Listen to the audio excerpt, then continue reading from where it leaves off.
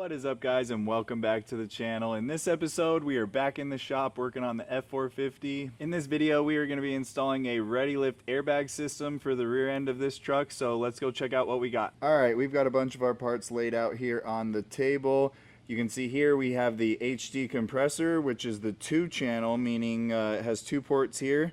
You can control each side individually, so if you needed to level with the camper at camp, you could lower one side down and keep the other one pressurized to level yourself out. So I already got the mounting brackets on this side. You use the other side and it kind of clamps to the frame, the hardware there, so we're going to get that installed first. I already have the driver's side in just so I could go through an order of operations and make sure everything was correct. So we're going to go ahead and get this passenger side in. One thing I came across is on the U-bolts, on the factory U-bolts, since you're removing the overload spring and the plate that's on top, it drops it down, and so you have these spacers here so that you can still catch the threads. Well, I still had like an inch where the threads weren't catching, so I went ahead and had a set of shorter U-bolts made.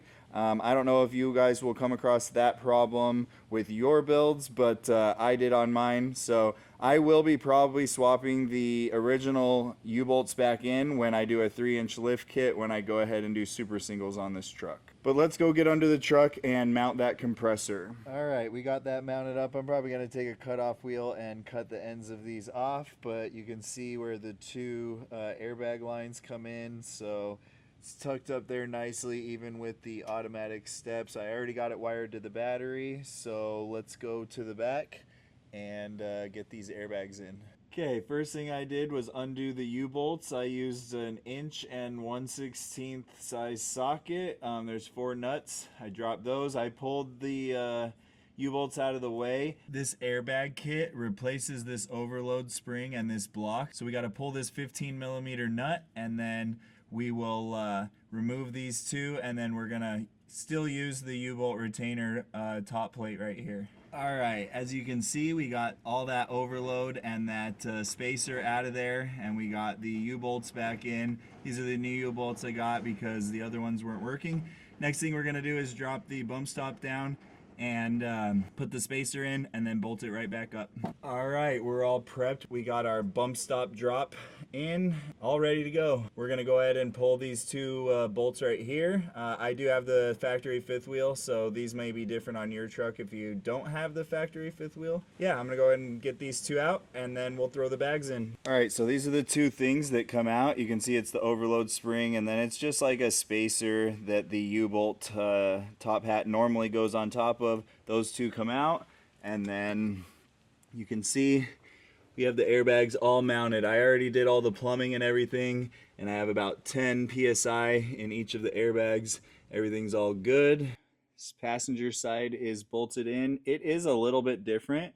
This bolt actually comes in from the inside of the frame, whereas on the driver's side, the bolts go through the outside here. But yeah, other than that, they are exactly the same. You'll be able to tell the bracket difference because it won't really fit on the other side. But those 2 bolts go in, and then down here underneath you can see these bolts come down, and there's plates here that clamp on the leaf spring, and that's how these airbags mount up. They replace the overload spring on top, so it keeps the weight on the leaf spring instead of directly transferring all the weight straight to the axle with a single airbag kit.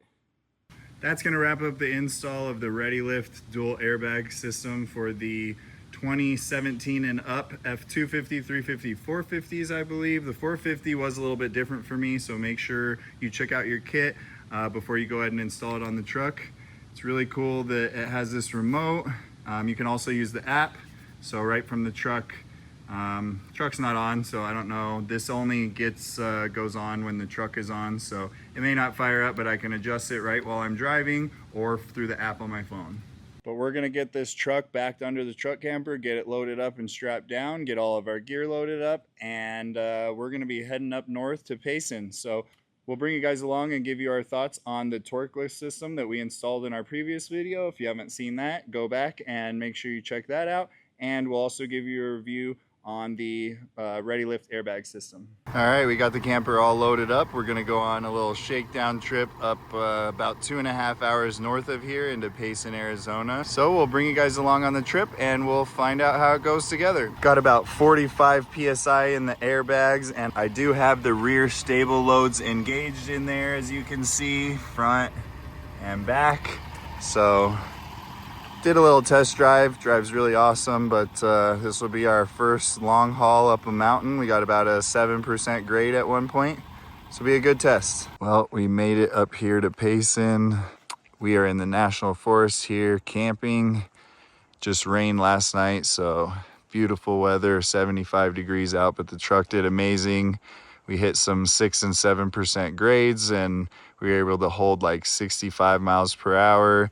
Temperature gauges did not move at all, which is really nice considering that we are probably close to the maximum capacity of this truck. We have our Arctic Fox 1150 truck camper on our 2022 F450 Platinum. Give you guys a little look at the interior, very unique coloring. I love to have a spinner on the steering wheel, especially with the turning radius in this thing.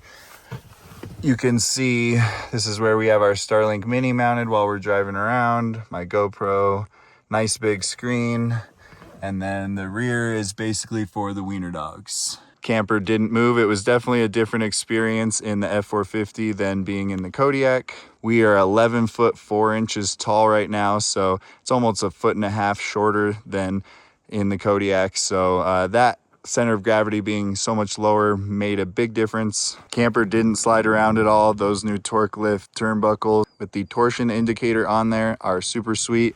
We have our Torklift steps. We took 2 off because the Kodiak is obviously a lot taller. We did run with the stable loads engaged in the front and the rear, and we ran about 45 PSI in the airbags, and the camper felt super stable. You do feel the camper kind of wiggle around and move around independently of the cab more so in the F450 than you do the Kodiak, but I think that's to be expected with how much lighter this truck is than that truck. I think going to a heavier duty shock and going to a heavier duty rear sway bar are really going to help with the stability in the long run. Speaking of wiener dogs, Oscar and Arya are hanging out in their little area, or else this one would wander off out into the forest. Got the lava box going here with the scuttle attachment on top, grilling up some burgers. All right, we made it home from our shakedown trip. As you can see, we found some mud, but super happy with this package. Love this truck. Temp gauges didn't move the whole trip. Was able to do like 65 up to 6 and 7% grades. Brakes amazing, very stable. Do plan on doing an upgraded sway bar and some upgraded shocks in the future. And obviously we're gonna be doing about a 3-inch lift kit and super singles as well. But thanks so much for being here and following along. We really appreciate it. Make sure you hit that like button. Subscribe if you haven't already so you can stay tuned for our upcoming videos. We'll see you guys later.